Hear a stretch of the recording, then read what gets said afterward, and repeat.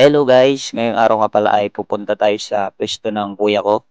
Bali, papasyal ako doon. Diretso ko na rin kukunin yung motor ko doon dahil 3 araw na nga doong naka-stay. Hindi ko nadala nakaraan. Papasyalan ko rin pala yung kuya ko na isa. May pwesto rin siya na tindahan. Grocery rin pala yung kanyang negosyo. Halos lahat kaming magkakapatid ay puro na may mga negosyo. Kagandahan kasi kapag may negosyo ka ay walang among mag-uutos sa'yo kung ano gagawin mo.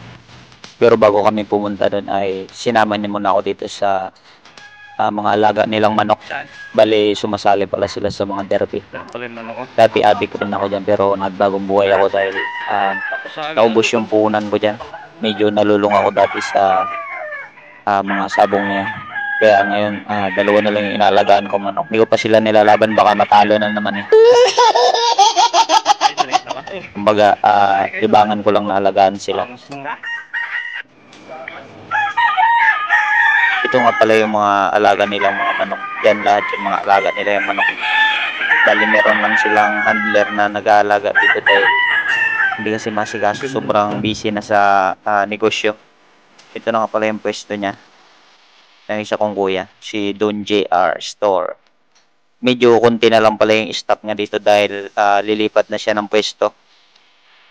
Medyo mahina na kasi dito sa looban ng pwesto niya. Kaya yun, lumipat na siya sa mismong highway. Pamaya dadaanan ko yung pwesto niya kung malapit na matapos. Bali, ito nga pala yung loob ng pwesto niya ngayon. Medyo konti na lang yung stock niya.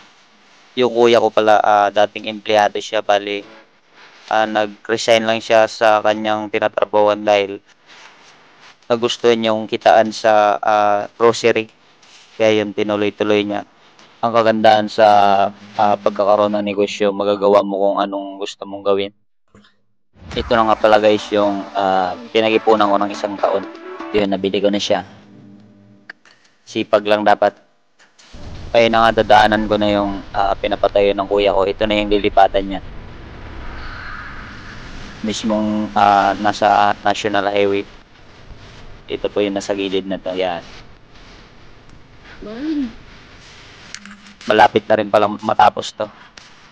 Roll up na lang pati kunting dingding tapos na. Ito nga pala yung harapan ng pwesto niya. Sa sunod na vlog ko ay tatanungin natin siya kung magkano yung ginastos niya dito sa pagpapatayo ng building niya na to. Para may idea rin kayo kapag gusto niya na rin magtayo ng sarili niyong negosyo, may idea kayo. Ito nga pala yung likod ng tindahan niya. Bali mga long span lang yung ginawa niyang dingding para matibay. Ito nga pala siya nakubad. Ito yung kawa niya. Yan, natakot sila ng panambak.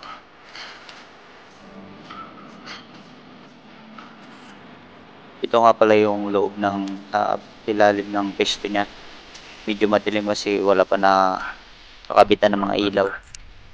Bali dito niya i-stock yung mga paninda niya. Ito naman yung gagawin niyang kwarto. Medyo madilim, hindi makita.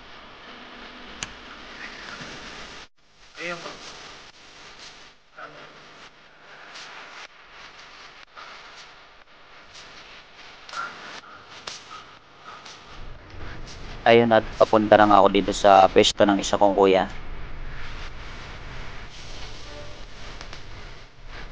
Ayun at dito na nga tayo sa pwesto ng isa kong kuya. Ito nga pala yung asawa niya yung nakaputi. Ang pangalan pala ng tindahan ng kuya ko ay Don Jovin. Ito na nga yung binababa ko na yung mangga. Nag-order pala yung asawa niya. Ito nga pala yung harapan ng pwesto niya. Yan may mga bigas din, mga feeds. So sa tanggal likod dyan yung bodega niya. Hindi na lang ako pumasok dahil nagmamadali kasi ako may lakad pa ako. Yun hanggang dun sa likod na yan. Hanggang dito na lang guys ang aking video at sana abangan nyo ang mga susunod kong gagawin mga video. About rin to sa pagninegosyo para magkaroon kayo ng mga ideas